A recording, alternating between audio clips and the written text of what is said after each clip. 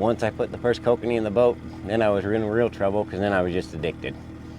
It's an obsession that is hooking more and more Idaho anglers, catching the landlocked cousins of sockeye, the kokanee salmon. Now that is good-sized kokanee right there. It's an obsession that will cause a night owl to be on the water before the sun appears over the horizon. And it's a growing obsession for many who fish the 3 reservoirs in the Boise River system. I always look at kokanee fishing as like a chess match. They make moves, I need to make moves. Oh man, they're right on the surface. The most successful kokanee anglers use fish finders to figure out how deep kokanee are swimming, and downriggers to take dodgers and spinners to that perfect depth. And when you hook a 2 or 3-year-old kokanee, the challenge becomes getting him to the boat.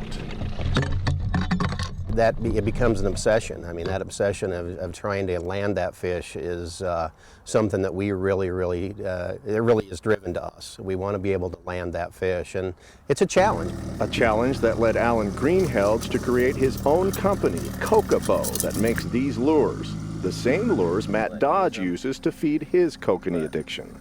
You know, it's to each his own. Everybody's got their personal preference. My personal preference is the Kokobo stuff. But there's something else about kokanee that lures people from all over the region to places like Anderson Ranch Reservoir. One of the reasons people love to catch Idaho kokanee is their delicious meat. Just look at the orange color on this pretty large kokanee. And with a limit of 25 here at Anderson Ranch, it's a great way to stock the freezer or stock up for a fish fry.